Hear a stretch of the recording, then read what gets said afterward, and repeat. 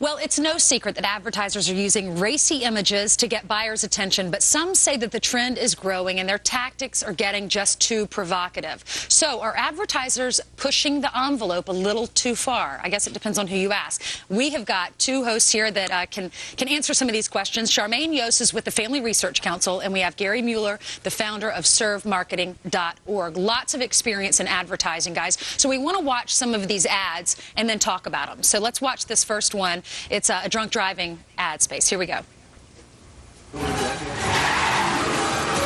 Yeah, it's fine. It doesn't bother.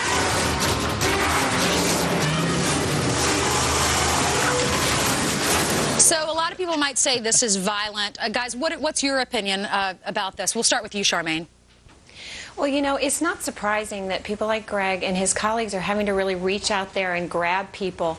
You know, when advertising, it tends to slip to the lowest common denominator. You've got people who are reaching for the mute button. You've got to really reach out and touch them. But there is a line that we have to be really careful not to go over. A corporate responsibility to maintain good taste. Right. And then, Gary, what's your opinion about that Allstate ad? I think that you have to balance good taste with the ability to reach people, but the reality is that we're trying to cure dangerous social diseases. These are people that aren't waiting to be told what to do and what they're doing is wrong. You have to shake them up and you have to shock them sometimes for us to be effective. All right, you know, but shock is not the same thing as persuasion. If we continue to push the envelope towards shock and horrifying people, what you end up doing is coarsening our culture and deadening people in a really important part of their souls. If they aren't able to empathize anymore because they become so used to seeing things that are shocking, that really impoverishes all of us as a community. Well, I think that sometimes that because we're bombarded with so many provocative, we're competing with the kind of provocative imagery that's out there on YouTube and that's out there in rap lyrics and out there in supermarket tabloids to get attention. Sometimes shock value is the only way to stand out and reach these people. Some of these are very hard to watch. Ainsley, here's the point that I think is important to make. Advertising draws some of the most brilliant creative minds in our culture.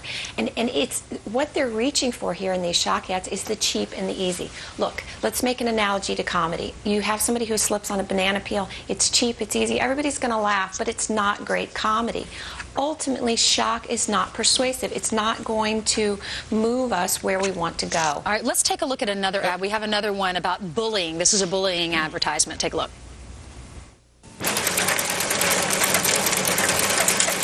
Hey, that's a nice helmet you got there.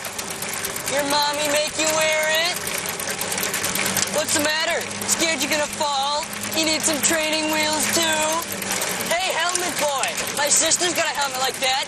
Maybe you should wear a dress just like her.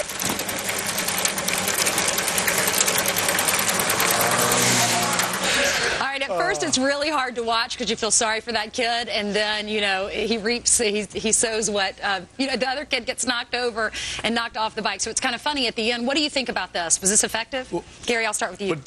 Absolutely, because kids don't want to be told to wear a helmet. They're not waiting for someone to say, hey, wear a helmet.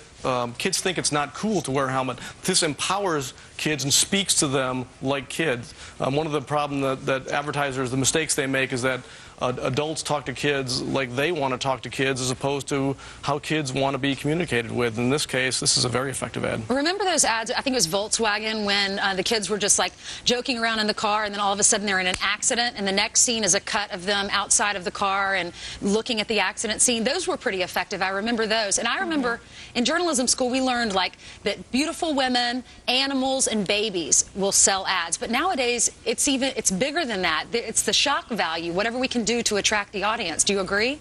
Well, creating a visceral reaction with people is what's going to move them to actually act. And when you're talking about especially changing dangerous behaviors in public service, you're trying to keep people from drunk driving or you're trying to protect abused children, getting people to react viscerally and that's the only way you're going to get people to act. You're going to connect with them on an emotional level. Yeah. All right, well, see, I think that's a good word, the visceral reaction. That's okay. It's the horrifying ones that we see people going towards where, you know, arms being severed, things like that. that crosses over the line into looking for a pornographic reaction.